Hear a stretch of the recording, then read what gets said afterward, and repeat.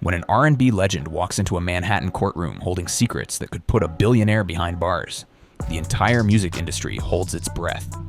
Al B., sure, the New Jack crooner who once serenaded the world with Night and Day, has just confirmed that a federal subpoena will place him on the witness stand in Sean Diddy Combs' sex-trafficking trial. He says he's ready to name names, cite dates, and reopen a string of unsolved tragedies, from Kim Porter's mysterious last night to his own 2-month coma. Buckle up. By the time this testimony ends, an empire might burn. Al B. Sure told iHeartRadio on May 12th that he was absolutely prepared to testify after being served.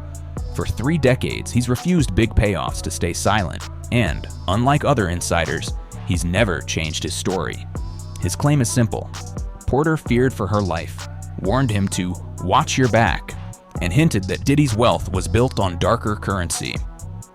Today, that warning echoes louder than ever.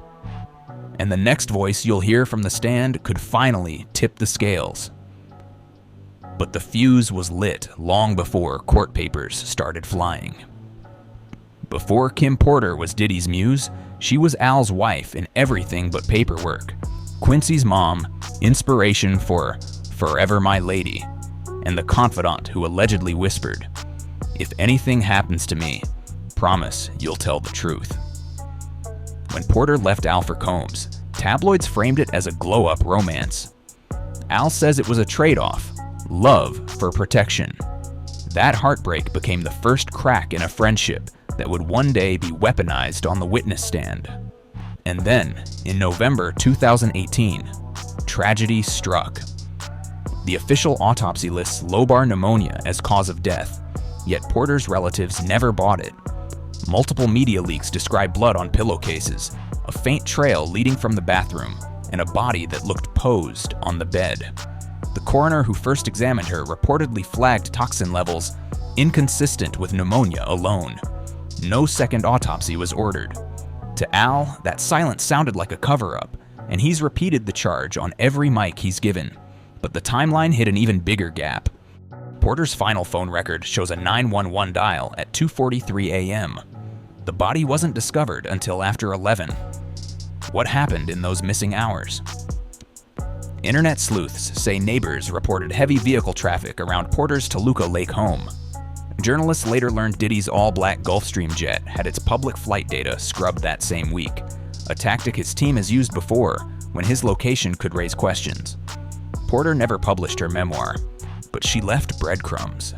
7 months ago, Amazon yanked a so-called memoir, Kim's Lost Words, after Porter's children called it fabricated. Yet the idea of a book was no hoax. Friends confirmed she'd been drafting chapters on abuse, secret surveillance, and Diddy's alleged liaisons. Heavy D, Andre Harrell, and Porter herself were all reportedly working on tell-alls when death or heart failure struck. Coincidence? Al thinks not, and jurors may soon see unpublished pages as exhibits. Porter was gone, but Al nearly followed. Autumn 2022. Al collapses, organs shutting down, a ventilator takes over. Doctors called it a medical tsunami. He calls it a warning shot. When he woke, he announced a memoir, Do You Believe Me Now?, scheduled for release September 9th, 2025, promising hospital logs, FBI emails, and the name of the person he believes ordered the hit that almost offed him. The working subtitle: Receipts the World Ignored. Al wasn't the first Uptown veteran to flirt with a coffin. Heavy D's sudden pulmonary embolism in 2011 was linked to an overseas flight, but friends recall him joking about cleaning house before his memoir dropped. Andre Harrell, Diddy's mentor, died of heart failure in 2020 while prepping a retrospective on Uptown Records. Each death chipped away at the circle of insiders who could challenge Diddy's narrative. With Al alive, the pattern finally has a living data point, and prosecutors know it.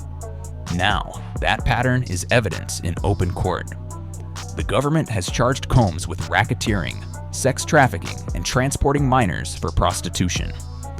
Cassie Ventura wrapped 4 days of brutal testimony describing freak-offs, forced drug binges, and a 2018 assault that broke something inside me.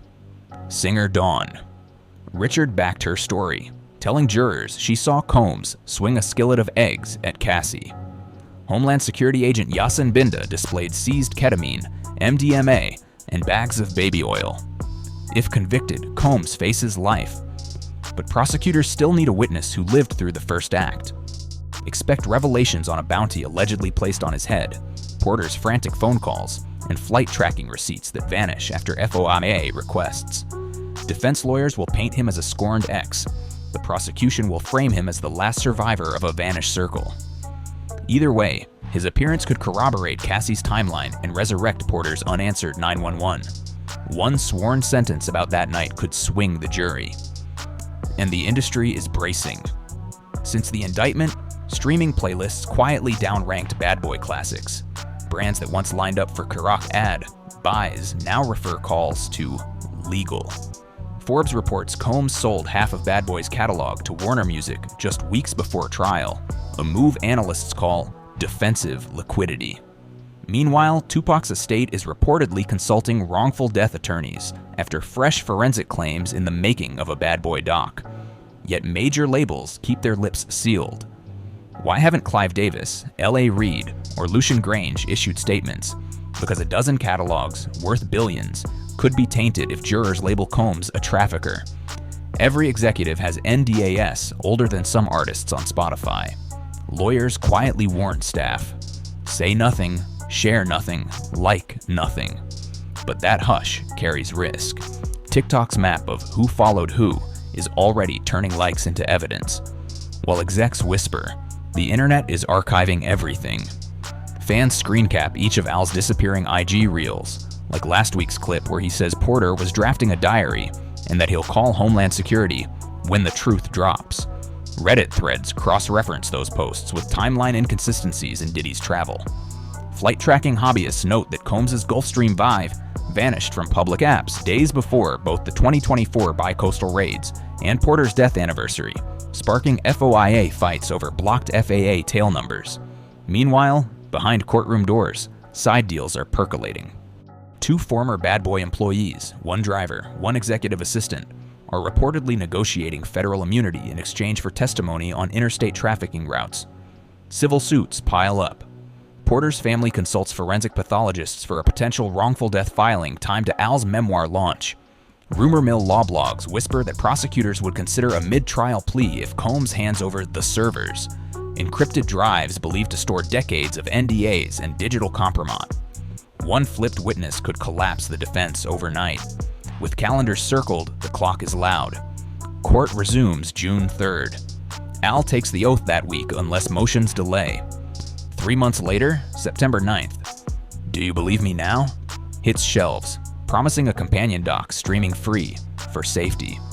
If trial drags past Labor Day, jurors could be reading the book in real time. Publishers smell the next spare.